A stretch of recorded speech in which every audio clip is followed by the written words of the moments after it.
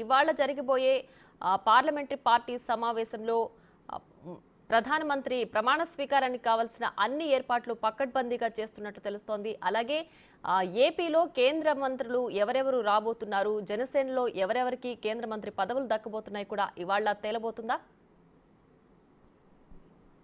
డెఫినెట్గా ప్రియా, ఇక్కడ నిన్ననే టీడీపీ అధినేత ఏపీ కాబోయే ముఖ్యమంత్రి చంద్రబాబు పలువురు టీడీపీ ఎంపీలు ఢిల్లీ చేరుకున్నారు. ఈరోజు ఉదయం 11 గంటలకు ఎన్డీఏ పార్టీల ఎంపీల సమావేశంలో పార్లమెంటు హాల్లో జరిగే 11 గంటలకు జరిగే సమావేశంలో వీరందరూ పాల్గొనబోతున్నారు. ఇటు జనసేన నుంచి మరోవైపు బీజేపీ నుంచి కూడా ఎంపీలు ఇప్పటికే ఢిల్లీ చేరుకున్నట్టు తెలుస్తుంది. వారితో పాటు ఎన్డీఏ పార్టీలో ఎన్డీఏ కూటమిలో ఉన్న పార్టీలకు సంబంధించిన ఎంపీలందరూ కూడా అంటే 293 మంది ఎంపీలు, మరోవైపు ఇటు బీజేపీకి సంబంధించిన రాజ్యసభ కానీ ఇతర సీనియర్ నేతలందరూ కూడా ఈ సమావేశంలో పాల్గొనే అవకాశం కనిపిస్తూ ఉంది.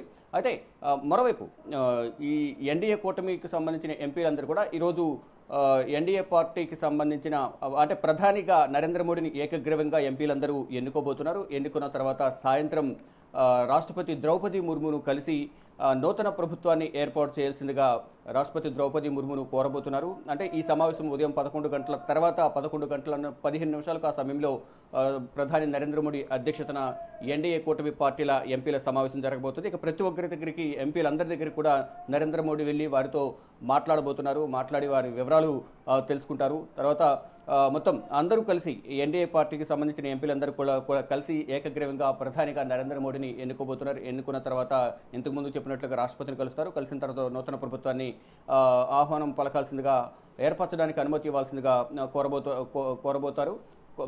తర్వాత 9వ తేదీన సాయంత్రం 6 గంటలకు భారత ప్రధానిగా 3వసారి నరేంద్ర మోడీ ప్రమాణ స్వీకారం చేయడానికి ఇప్పటికే రాష్ట్రపతి భవన్లో ఏర్పాట్లు చకచకా జరుగుతున్నాయి. రాష్ట్రపతి భవన్ అధికారులు మరోవైపు కేంద్ర ప్రముఖులు అంటే కీలక శాఖలకు సంబంధించిన అధికారులందరూ కూడా ఈ ఏర్పాట్లు చేయడంలో నిమగ్నమై ఉన్నారు. ఇక ఈ ప్రమాణ స్వీకార మహోత్సవ కార్యక్రమానికి బీజేపీ పాలిత రాష్ట్రాల ముఖ్యమంత్రులతో పాటు ఎన్డీఏ కూటమిలో ఉన్న పార్టీల నేతలు, మరోవైపు ఇతర దేశాలకు సంబంధించిన అధ్యక్షులు, ప్రధానులందరూ కూడా ఈ కొంతమందికి ఆహ్వానాలు పలికినట్లుగా కూడా తెలుస్తోంది. ఇప్పటికే బంగ్లాదేశ్ ప్రధాని బయలుదేరినట్లుగా తెలుస్తోంది. మరోవైపు భూటాన్, నేపాల్, శ్రీలంక, మారిషస్, మాల్దీవ్స్ ఇలా మరికొన్ని దేశాలకు సంబంధించిన అధ్యక్షులు, ప్రధానులకు బీజేపీ ఆహ్వానం పలికింది. వారందరూ కూడా ప్రధాని నరేంద్ర మోడీ ప్రమాణ స్వీకార కార్యక్రమానికి హాజరు కాబోతున్నారు. మరోవైపు ఈ ఎన్డీఏ కూటమిలో కీలకంగా వ్యవహరించబోతున్న చంద్రబాబుకు సంబంధించి ఇప్పుడంతా హాట్ టాపిక్గా మారింది.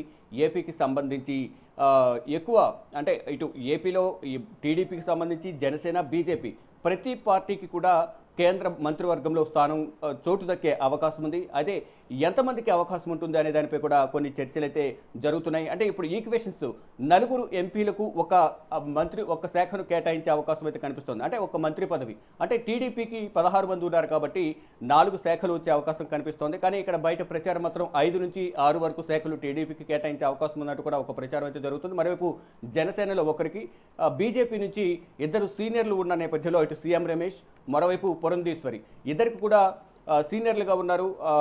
హైకమాండ్తో మంచి లాబింగ్ ఉంది కాబట్టి వారిద్దరికి కూడా ఇచ్చే అవకాశం ఉన్నట్టు కూడా ప్రచారం జరుగుతుంది. ఒకవేళ వారిద్దరికి కూడా ఇస్తే దాదాపు 7 శాఖలు ఏపీకి కేటాయించే అవకాశం కనిపిస్తోంది. ఈ నేపథ్యంలోనే కేంద్రంలో కీలకంగా ఏపీ భాగస్వామ్యం ఉండబోతున్నట్టు కూడా విశ్లేషకులు చెబుతున్నారు. ఒకవేళ 7 శాఖలు వస్తే రాష్ట్రాన్ని అభివృద్ధి చేసుకోవడానికి ఎంతో ఉపయోగపడుతోంది ఈ శాఖల ద్వారా అనేది అందరూ కూడా ఆశాభావం వ్యక్తం చేస్తున్నారు. దానిలో భాగంగా ఈరోజు ఎన్డీఏ సమావేశం ముగిసిన తర్వాత ఈ శాఖలకు సంబంధించి అసలు ముందుగా ఎన్ని మంత్రి పదవులు ఏపీకి ఇస్తారో, అందులో టీడీపీకి భాగస్వామ్యం ఎంత ఉంది ప్రభుత్వంలో అనే దానిపై కూడా స్పష్టత వచ్చే అవకాశం కనిపిస్తోంది.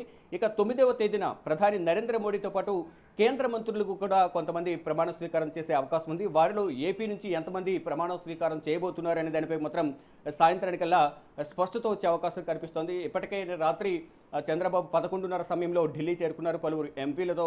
అయితే 3 రోజుల పాటు చంద్రబాబు ఢిల్లీలోనే ఉంటారంటూ కూడా సమాచారం ఉంది. అంటే ఢిల్లీలోనే ఉంటారా లేకపోతే వెళ్ళి మళ్ళీ వస్తారా, ప్రభుత్వ కార్యక్రమాలకు సంబంధించి కొన్ని అంటే మార్పులు చేర్పులు ఉన్న నేపథ్యంలో వెళ్ళి వస్తారా లేదా అనేది చూడాల్సి ఉంది. అంటే ఇవాళ 7వ తేదీ కాబట్టి ఎల్లుండి ప్రమాణ స్వీకారం ఉంది. ప్రమాణ స్వీకార కార్యక్రమానికి అంటే ఎంపీలతో పాటు చంద్రబాబు ఇక్కడే మఖాం వేస్తారా లేకపోతే వెళ్ళి మళ్ళీ వస్తారా అనేది కూడా చూడాల్సి ఉంది. కానీ అధికారిక సమాచారం ప్రకారం చంద్రబాబు 3 రోజుల పాటు ఢిల్లీలోనే మఖాం వేస్తారంటూ కూడా ప్రచారం జరుగుతోంది. ఇక మరి కాసేపట్లోనే పవన్ కళ్యాణ్, జనసేన, బీజేపీ ఎంపీలు కూడా ఢిల్లీ చేరుకోబోతున్నారు. వీరందరూ ఉదయం 11 గంటల సమయంలో జరిగే పార్లమెంట్ హాల్లో జరిగే ఎన్డీఏ పార్టీల ఎంపీల సమావేశంలో పాల్గొని ప్రధాని నరేంద్ర మోడీతో చర్చించిన తర్వాత ఏకగ్రీవంగా ప్రధానిని ఎన్నుకోబోతున్నారు. ఎన్నుకున్న తర్వాత సాయంత్రం 5 గంటలకు భారత రాష్ట్రపతి ద్రౌపది ముర్మును కలిసి నూతన ప్రభుత్వాన్ని ఏర్పరచడానికి అనుమతి కోరతారు. కోరిన తర్వాత 9వ తేదీన అయితే ఇవాళ జరిగే సమావేశంలో ఏపీకి ఎన్ని కేంద్ర మంత్రి పదవులు రాబోతున్నాయనే దానిపైన ఖచ్చితంగా క్లారిటీ వచ్చే అవకాశం ఉందా? ఎందుకంటే 9వ తేదీ మోడీతో పాటు మరికొంతమంది కేంద్ర మంత్రులు కూడా ప్రమాణ స్వీకారం చేయనున్న నేపథ్యంలో ఏపీకి రాబోయే ఎన్ని పదవులు అనే క్లారిటీ అయితే వచ్చే అవకాశం ఉందా? రైట్, డెఫినెట్గా ఇప్పటికీ అయితే కొన్ని అంటే సోషల్ మీడియాలోనూ నేషనల్ ఛానల్స్లో ఇటు మన రీజనల్ ఛానల్స్ తెలుగు ఛానల్స్లో కూడా ప్రచారం జరుగుతోంది. కీలక శాఖలు అనేవి ప్రచారం జరుగుతోంది. అంటే ఐటీ కమ్యూనికేషన్ కానీ, మరోవైపు ఫైనాన్స్, అగ్రికల్చర్, జలశక్తి శాఖ, మరోవైపు స్పీకర్, ఈ పదవులు టీడీపీకి ఇవ్వాలి డిమాండ్ చేశారు చంద్రబాబు అనేది బయట ప్రచారం జరుగుతుంది. కానీ చంద్రబాబుతో మాట్లాడిన సందర్భంలో కేవలం ఎన్డీఏ కూటమికి సంబంధించి ఎన్డీఏ పక్ష సమావేశంలో ప్రధాని నరేంద్ర మోడీని ఎన్నుకోవడానికి మాత్రమే ఈ సమావేశం జరిగింది. దీంట్లో ఎటువంటి మంత్రివర్గ పోర్ట్ఫోలియోలకు సంబంధించి కానీ ఎవరికి ఎన్ని శాఖలు ఇస్తారనే దానిపై మాత్రం చర్చ జరగలేదనేది ఆఫ్ ద రికార్డులో చంద్రబాబు మీడియాతో మాట్లాడుతూ గత పర్యటన సందర్భంగా తెలిపారు. కానీ బయట ప్రచారం మాత్రం కొన్ని లీకులు వస్తున్నాయి. ఇటు ఏపీకి 4 శాఖలు వస్తాయి. దాంట్లో రామ్మోహన్ నాయుడు ముందు వరుసలో ఉన్నారు. తర్వాత నూతన ఎంపీగా ఎన్నికైన పెంబసాని చంద్రశేఖర్కు అంటే విద్యావంతుడు, వ్యాపారవేత్త కాబట్టి ఆయన అనేక కంపెనీలను ఏపీలో పెట్టుబడులు పెట్టేందుకు తీసుకురావచ్చే అవకాశం ఉంది కాబట్టి ఆయనకు ఎంఓఎస్ ఇచ్చే అవకాశం కనిపిస్తోందని చెప్తున్నారు. మరోవైపు విద్యాసంస్థల అధినేత రెండవసారి ఎంపీగా గెలిచిన లావు శ్రీకృష్ణదేవరాయలు కూడా అవకాశం ఉంటుందంటూ కూడా టీడీపీ నుంచి ప్రచారం జరుగుతోంది. ఇలా ఒక్కొక్కరి పేరు బయటకు వస్తుంది. చూడాలి మరి ఎవరికి అవకాశం దక్కుతుంది, ఎవరిని క్యాబినెట్లో తీసుకుంటారు, చంద్రబాబు ఎవరికి అవకాశం కల్పిస్తారు. అంటే అటు కేంద్ర క్యాబినెట్లో డిసైడ్ ఫ్యాక్టర్గా చంద్రబాబు కూడా ఎన్డీఏ కూటమిలో ఉన్నారు కాబట్టి అక్కడ ప్రతి ఒక్క దాంట్లో చంద్రబాబు అంశాలను చంద్రబాబు చెప్పే అంశాలను కూడా పరిగణలోకి తీసుకునే అవకాశం ఉంటుంది కాబట్టి ఇక్కడ చంద్రబాబు కూడా కేంద్ర క్యాబినెట్లో ఎవరెవరిని తీసుకోవాలి అనే డిసైడ్ ఫ్యాక్టర్లో కూడా చంద్రబాబు అంశాలను అభిప్రాయాలు కూడా వారు పరిగణలోకి తీసుకునే అవకాశం ఉంది కాబట్టి ఇటు జనసేన నుంచి ఎదురున్నారు కాబట్టి వారిలో ఒకరికి కంపల్సరీగా ఎంఓఎస్ ఇస్తారంటూ కూడా ప్రచారం జరుగుతోంది. ఇక సీఎం రమేష్, పురంధేశ్వరి, భూపతిరాజు శ్రీనివాస్ ఈ 3 ఎంపీలు ఉన్నారు కాబట్టి వారిలో వీరిద్దరికీ ఇచ్చే అవకాశం ఉందంటూ కూడా ప్రచారం జరుగుతుంది. ఇలా అంటే మెయిన్ శాఖలు ఫైనాన్స్ కానీ, హోమ్, అలాగే అగ్రికల్చర్, రక్షణ శాఖ, ఇలా మెయిన్ పోర్ట్ఫోలియోస్ ఏవైతే ఉన్నాయో అవి మాత్రం వారి దగ్గరే ఉంచుకుంటారంటూ ప్రచారం జరుగుతుంది. ఇటు ఏవియేషన్ సంబంధించి విమానయాన శాఖ మాత్రం గతంలో అశోక్ గజపతిరాజుకు ఇచ్చారు కాబట్టి ఆ శాఖను టీడీపీకి కేటాయించే అవకాశం ఉన్నట్టు మరో ప్రచారం జరుగుతోంది. అంటే మెయిన్ శాఖలు ఏవైతే ఉన్నాయి ఫైనాన్స్, హోమ్, రక్షణ శాఖ, అగ్రికల్చర్, జలశక్తి శాఖ, ఐటీ కమ్యూనికేషన్స్ ఇవి మాత్రం వారి దగ్గరే ఉంచుకునే అవకాశం ఉందంటూ తెలుస్తోంది. కానీ వాటిలో కూడా కొన్ని ఎంఓఎస్లు కానీ కొన్ని కీలక కేంద్ర కేబినెట్ బెర్తులు కూడా టీడీపీకి ఇస్తారు. దాని ద్వారా రాష్ట్రాన్ని అభివృద్ధి చేసుకోవడానికి ఉపయోగపడుతుంది. మరోవైపు ఈ కేబినెట్తో పాటు రాష్ట్ర అభివృద్ధికి సంబంధించి ప్రత్యేక హోదా, పోలవరం ప్రాజెక్టు కంప్లీట్ చేయడం, రాష్ట్రానికి రావాల్సిన నిధులు, విభజన సమయంలో ఇచ్చిన హామీలను నెరవేర్చడం, ఇవన్నీ కూడా ప్రధాని నుంచి చంద్రబాబు హామీ తీసుకున్నట్లుగా కూడా మరో ప్రచారం జరుగుతోంది.